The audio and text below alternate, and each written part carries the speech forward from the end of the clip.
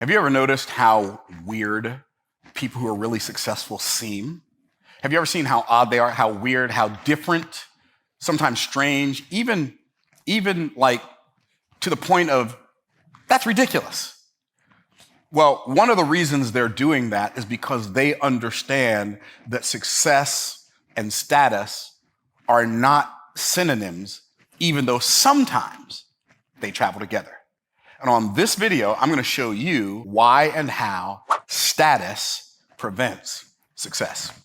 So what made me think of this is I was having a conversation with somebody on my team, and we were talking about people who will buy a $55,000 coaching program from me, and then we have opportunities for them to get coached, and they don't show up for everything. People will pay $27,000, or even, believe it or not, $350,000 and not show up for everything that's available to them. And then they'll start struggling. What they'll do is they'll come in, they'll have a little bit of success early, and then just kind of go off and do their thing and think, well, I don't need this coaching thing anymore. But coaching is the one that brought them to the dance of success. And now they're dancing with everybody but the one that brung them. There's an old saying, country saying called dance with the one that brung you, right? And I know it's brought you, but brung just makes it sound so much more emphatic. And so I want to share with you that what happens is the early success that other people perceive them having, they make a boatload of money in a short period of time. They get an award for whatever. It could be a Russell Brunson 2 Comma Club award. It could be a Myron Golden $100,000 day award or $1 million day award, or it could be an Inc. 5,000 award. And you get these awards, and then people start seeing you as a person that's noteworthy, and you start reading and believing your own press. And then you start acting as if it's true because it's true, instead of acting as if or behaving as if it's true because of what you do. And it's only true as long as you do those things. So there are several things about the connection between status and success that if you don't understand them, what's going to happen is you're going to end up sabotaging what little success you have early. And believe it or not, people who can afford to buy a $55,000 coaching program and make a whole bunch of money end up with less money after they made a whole bunch more money than they've ever made in their life, because they made the mistake of thinking that their new status was their new success. So, as we get started, let's first define status.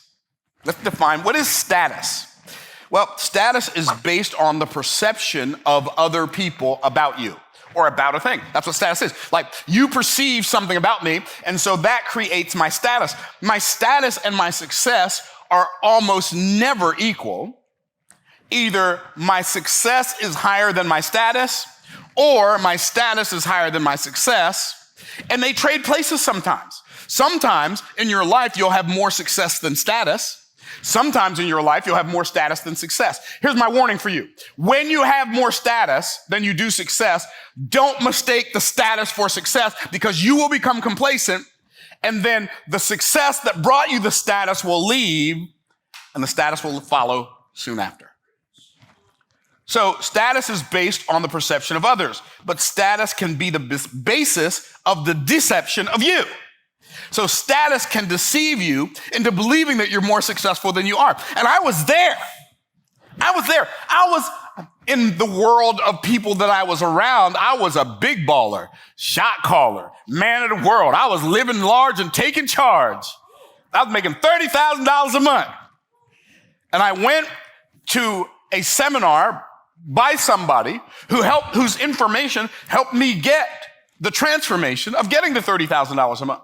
And he asked for a testimony. I said, yeah, man, I've read your books. I've listened to your audio programs. I've followed your advice. I live like a king. My expenses are $5,000 a month. I'm making $30,000 a month. And he said, wow, you're doing really good. You're about to have a breakthrough to the really big money. See that face I got right there? That's stink eye. That's what that is. That's stink eye. And I thought to myself, and this is in front of 700 people.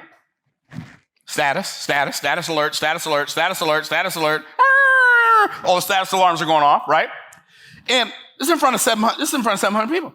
And I thought to myself, did he just diss my $30,000 a month in front of 700 people? And then the success siren went off. Danger, Will Robinson, danger, danger, don't make this mistake. And what was that mistake? Wait a minute, there's a level where $30,000 a month isn't any money. I submit to you that whatever you're making right now per month, there's a level where that amount a day is not any money. Am I talking too fast? Because here's the reality.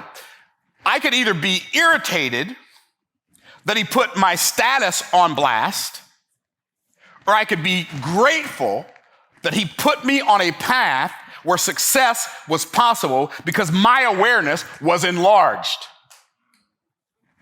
So now, after he said that, I'm no longer deceived into thinking that $30,000 a month is living like a king.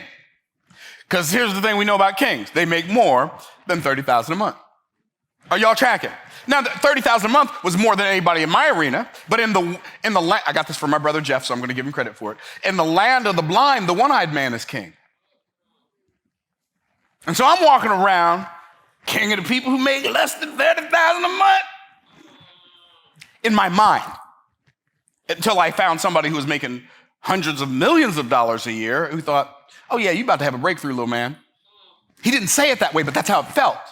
But I'm so glad that he said it. I'm glad he said it the way he said it. I'm just glad he said it in front of people that helped bring my perception of my status or my perception of my success down a notch or two, even if it lowered the perception of other people's status of me, even if it lowered that 10 or 12 notches.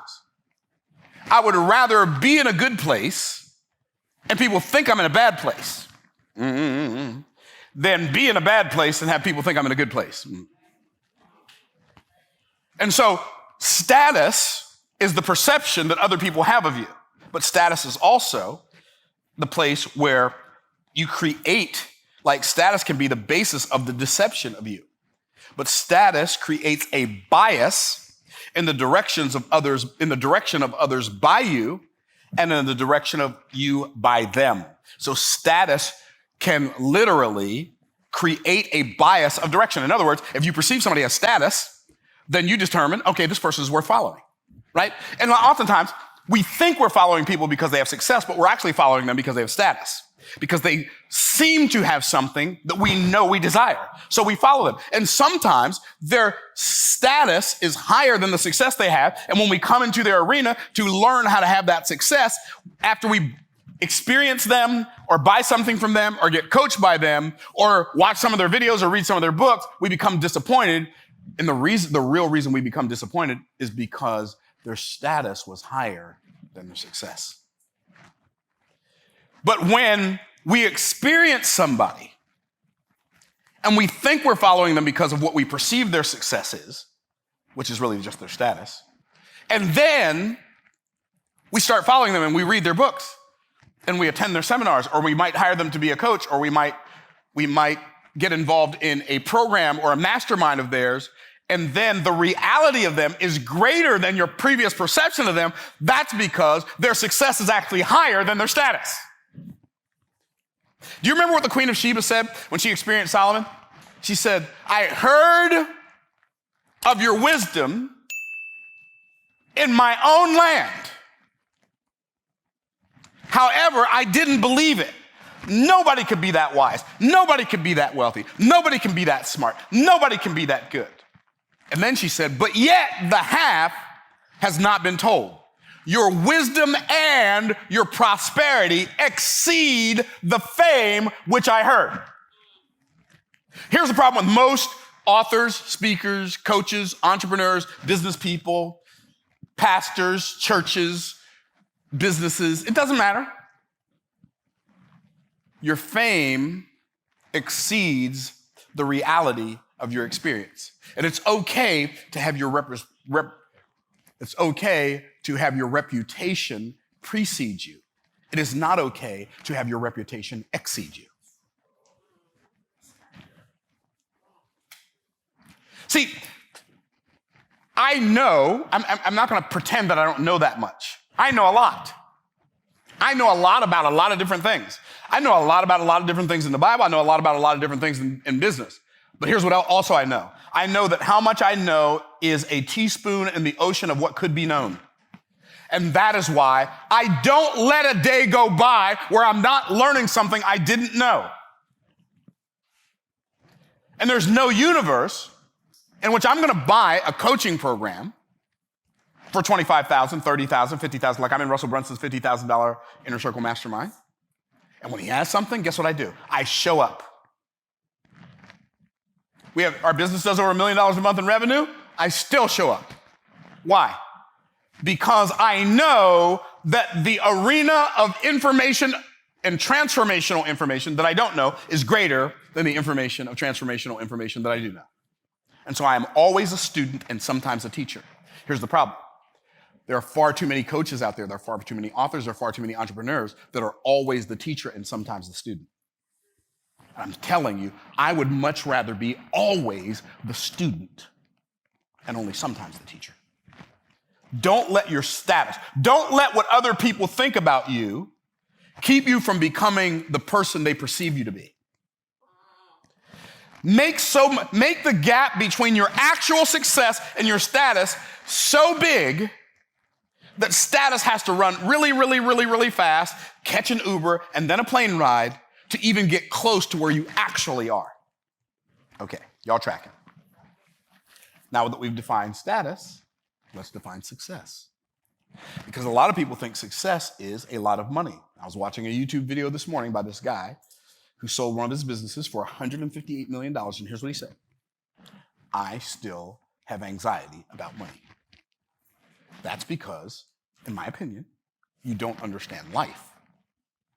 Like, I've never sold a business for $158 million, and I have zero anxiety about money. I have zero anxiety about money. Is it possible that there could be a turn of events that makes all of the money I have right now worthless in one day? 1,000% that's possible. But see, here's why I have no anxiety about that. And the clue is actually on the money. In fact, I'm going to take some money out and I'm going to read it to you right now. Here's what it says. And it doesn't matter if it's a $100 bill or it's a penny. Here's what they all say. I got to find it because I want to make sure I'm reading it, not just telling you what I remember, because I don't want to misquote this. Oh, there it is right there. In God we trust. There it is. See, here's the problem. Most people would have to write on their Bible, in money we trust. But I don't trust this. I don't trust this as far as I could throw the Empire State Building left-handed, which, by the way, is not very far. So I also know, because in the Bible it tells me that spiritual Babylon, whatever that is, and I believe it potentially extensively is America, spiritual Babylon, the economy of spiritual Babylon, the scripture tells us, goes to nothing in one day. It's all wiped out in one day. Go read Revelation chapter 18. You'll be blown away. Whatever, spiritual Babylon may not be the United States of America. It could be the European Union. But it's some world power that when it collapses, the whole thing collapses in one day. So, being aware of that, the reason people worry and have anxiety about anything is because they don't know how things are going to turn out. I already know how things are going to turn out. Say, what do you mean you know how things are going to turn out? Okay. We are more than conquerors through him that loved us. Here's the beauty of that. It doesn't say I'm going to be more than a conqueror. Let that soak in. I've already won the game before you even know I'm in it. What I got to worry about? Anxiety about money? Child, please. Hey, I've had a whole bunch and then I've had none after that. And here's what I found out. Your arm does not fall off. Your head doesn't fall off, start rolling down the sidewalk. You got to run chasing it. You can't even see where it's at. Right? Oh, where's my head? That doesn't happen. There are things that are worse than losing all your money. And guess what? I don't worry about those either. Why? Because worry is waste, and the greater the worry, the greater the waste. Okay, let's define success. Success. Step one, discover your purpose. Here's why I say that. It doesn't matter how much money you make if you don't fulfill your purpose. You are a miserable failure. If you make $400 trillion personally, and you don't fulfill your purpose, you've wasted your life. You have lots and lots and lots and lots of friends and lots and lots and lots and lots of fans and lots and lots and lots and lots of followers and finances galore. But you didn't fulfill your purpose, you wasted your life. Congratulations, you're a miserable failure. Success, step one. You ready? Discover the purpose for your life. Something being worth a lot of money does not make it successful. Someone being worth a lot of money does not make them successful. I do have a car that has a sunroof, or a moonroof, or whatever it's called. Panoramic, retractable roof thing.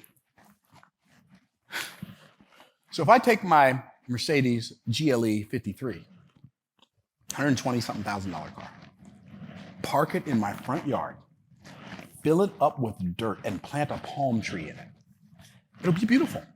It'll be the most expensive flower pot in the world. But it would be dumb as a box of rocks for me to do that. Why? Because that's not what it was made for. Guess what's more valuable than a $120-something thousand car? You are. But yet you fill up your life with a bunch of stuff that at the end of the day amounts to dirt. And then you plant something that's pretty to other people in it. So people walk, oh, wow, that's amazing. Look at what that had. Oh, that's beautiful. Look at that palm tree. And guess what? It's a wasted car and a wasted life. Discover the purpose for which you were created, because if you don't do that, by the way, but Myron, how do I know my purpose? Okay. I'm going to tell you how to find your purpose before I tell you how to know your purpose. Let me tell you how to find your purpose. You ready? Here's how you find your purpose. You yield to your purpose before you know what it is. You don't get to discover your purpose until you stop trying to decide what your purpose is. What does that mean? You didn't make yourself, so you don't get to decide. Do you know who wrote the manual for my Mercedes? Mercedes, the people who made the car. So guess who tells you the purpose for your life? The manufacturer, the one who made you. God is the one who determines, who wrote the manual, the user manual for your life. It's called the Bible. I don't believe that. Okay. I submit to you that there will come a day that you will put a word at the end of that statement. I don't believe that. And the word is yet. So you discover the purpose for your life. Now, how do you discover the purpose for your life? Well, first you find it by yielding to it before you know what it is. So I am willing to do whatever God put me here for,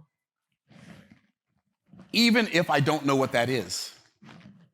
And by the way, if God wanted me to be broke my whole life, I'd be so cool with it, I wouldn't want him to fool with it. I'm glad he didn't want me to do that, but if he did, I'm okay with that. If God's design and purpose for my life was for me to be sick my whole life so that I could encourage people who are sick that they can still have joy, and that's God's purpose for my life, I'd be so cool with it, I wouldn't want to fool with it. I'm glad that's not his purpose for my life, but if it were, I'm okay with it. Why? Because I didn't make me. So I don't get to decide what makes me successful. So I yield to it before I know what it is, and then I please God and serve people. And the thing that I use to please God and serve people is the same. What is it? I live in my creative space. God planted an aspect of his creativity inside of me so that I can produce on the outside based on what he put on the inside and use the things I produce on the outside to serve the people I come across. Like, I am not confused. I know I am here to serve all of you. I'm not confused about it. I'm here to serve my wife. I'm here to serve my children. I'm here to serve my brothers. I'm here to serve my parents. They're gone, but I'm here to serve their name, their reputation. Every time I come across a person, I'm aware, hyper aware, if you will, that God put me in their path for them, from my perspective, more than he put them in my path for me. The people on my team, yeah, they serve me and they serve the business because that's what I pay them for, but I am not confused. I understand that I'm here to serve them. I started this business to serve. I can make a boatload of money without having all this stuff to pay for and all this work to do. In fact, I don't need to do anything to make money. I don't need to work at all. I can just manage my money and let my money make me all the money I need to live off for the rest of my life, and I'd be okay. But who am I serving? I'm serving me when I do that. Are y'all tracking? Okay. So, discover the purpose for your life. Here's the part that's challenging. This is the part that's perpetual. Success. Step 2. Develop yourself for that purpose. So now I am working towards becoming better at the purpose that I've discovered. So I develop myself for that purpose. This is where people who buy coaching programs and don't show up make the mistake. They stop developing themselves. They develop themselves when they get started. They do a little bit of it. It works a little bit, but feels like a lot to them. So they stop showing up because now they think they have the answers. But those answers only worked while they were where they were when they worked. But after they work, they're in a different place. And now they're going to require new answers that they don't have. This is why I never stop learning. Because I know there are levels to everything, and new levels have new devils. And so now I've got to figure out how to defeat the new devils that are on my new level. Okay. Step 1, discover the purpose for what you were created. Step 2 of success, develop yourself for that purpose. Step 3, success step 3, you ready? Deploy yourself in that purpose. If you are doing anything other than the thing you were created for, you are wasting your life. If God has blessed you with children, a part of your purpose is to be a parent. The job of a parent is to protect, provide for, and prepare children to become responsible adults. Do you know what the opposite word of responsible is? I think it's called an antonym. Is that what an antonym is? An antonym is the opposite of something? Okay. So the antonym of responsible is reactive. See, the word responsible means to be able to respond with ability. When you respond with ability, you're responsible. But when you're reactive, you're just acting in response to.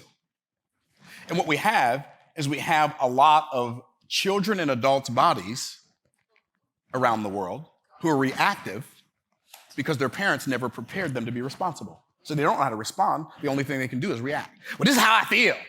Right, but the heart is deceitful above all things and desperately wicked, who can know it? So if all of your actions are just based on just how I feel, I don't care, this is my truth. There's no such thing as your truth. Yo-yo, there's no such thing. There's the truth. Anything that's not the truth is a lie. Your truth, my truth, his truth, her truth, blah. That's all hocus pocus. That's all mumbo jumbo. Psychobabble for people who refuse to be responsible. There's no such thing as your truth, my truth. There's the truth. Anything that ain't the truth is a lie. Anyway, that was free. I'm not going to charge extra for that. Okay, so we've defined success. We've defined status. Status is based on the perception of others. Status can be the basis of deception of you, but status creates a bias in the direction of you by others and others by you, which means if you have status, people are going to follow you because you have that status. But if you desire status, you're going to follow people and do what they want you to do because you desire to have status. But if you don't care about status, you just let the status follow your success. Because if you do that and you hyper-focus on the success, discovering your purpose, developing yourself for that purpose, and deploying yourself in that purpose, the status will follow, and it will always keep a safe distance if you're hyper-focused on the success of purpose. Are y'all tracking? Okay. This is why I don't want to put out a YouTube video. People are going to make fun of me and they're going to have negative comments. You know why? Because that's a status-seeking ideology. The reason you care about what other people think about you is because you need status. When you're focused on what God cares about, it doesn't matter I know there are people who think I'm the Antichrist and a prosperity gospel preacher and a false prophet and all that. You know what? I celebrate them. Think whatever you want to think. Do you, boo? But what I'm going to do is I'm going to follow the one who created me and do what he told me to do, because when I do that, my status is going to keep a safe distance following my success. And I'm not going to chase status. Because then what happens is the closer I get to status without success, the further success lags behind. Okay, let's combine status and success. Combine them according to purpose. What does that mean? Well, it's hard to do. It means ignore status and hyper-focus on success. Hyper-focus on your purpose. This YouTube channel, while I create content that users will like, that's not my primary objective. My primary objective is to create content that God is pleased with. My secondary purpose is to create content that serves people. Well, how many of y'all know everything that serves people don't feel good to people? Because sometimes help hurts before it helps, right? Like, beware of people who won't hurt your feelings, but they'll hurt your future. There are people who make you feel good and will never offend you. I have no desire to be offensive. But my desire to tell the truth is greater than my desire not to offend. And that's why I tell the truth wherever I find it, to the best of my understanding. So, combine them according to purpose. The priority is the success of discovering my purpose and developing myself in that purpose and then deploying myself in that purpose. That's the priority. That's the purpose. I'm focused on my purpose. My purpose is success, and success is not determined by how much money I have or how nice my clothes are or how nice my car is. Those are all just side benefits. My actual success is determined by whether or not I am on purpose. And there are degrees to that, right? Like, none of us are ever operating 100% on purpose. But, if we can keep it in the high 80s or 90s, we're going to be doing something, right? And we're not guided by what we think other people think about us. Okay, so combine them according to principles. Here's a really interesting principle. You can have success without status, but you can also have status without success.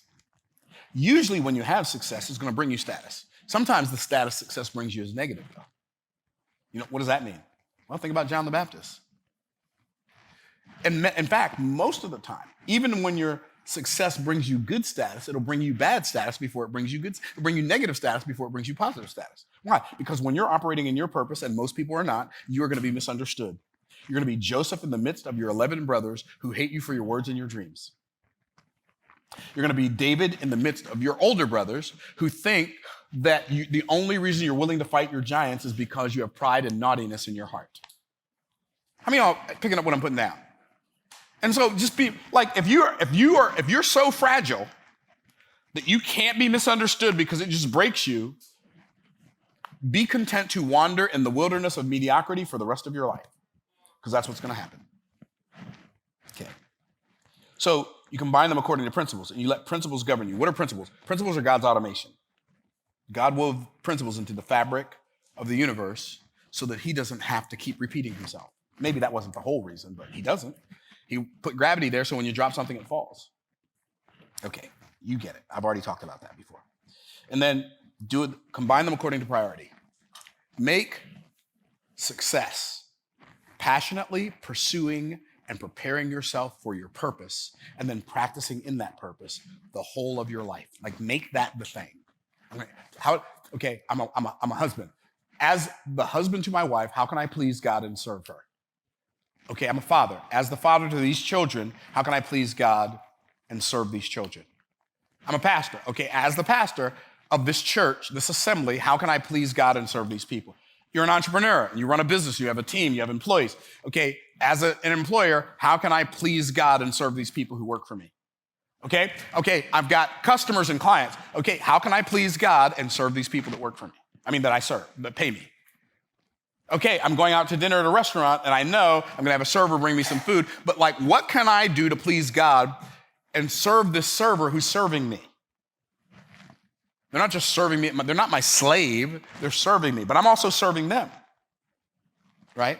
So how can I do this thing that God put me here for? How can I serve my siblings and my aunts and uncles and cousins and parents? And how can I please God and serve all the people that God brings me across their path in a way that makes my life purposeful? Because when I figure that out and I prioritize that, here's what I found out. The status that I am supposed to have will follow, and that which I am not supposed to have will go away. But you have to be true to your purpose. And if you'll do what I said, your status won't ruin your success. Don't think that when you arrive at where you arrive at because you lived your life on purpose that you've arrived. Because I'm going to end this video with this. There is no there. Well, I'm there now. I don't need to please God and serve people anymore. I'm there. There is no there. I don't have to worry about doing the stuff I did to become successful. I'm already there. There is no there. Here's what the Apostle Paul said. Now, if there's ever been a human who's there, Paul would be one of them, right? He wrote 14 out of the 27 books of the New Testament. That's more than half. 14 out of 27, that's more than half. Here's what he said. I count not myself to have apprehended. What does that mean? I am not there. But what do? I press toward the mark of the high calling of God in Christ Jesus. What does that mean? That means I am passionately pursuing my purpose and my preparation for the thing for which I was created. When we do that, and we understand that there is no there, we won't stop learning based on the illusion of success. Because if we do that, we're going to find ourselves where Solomon found himself in the middle of his life.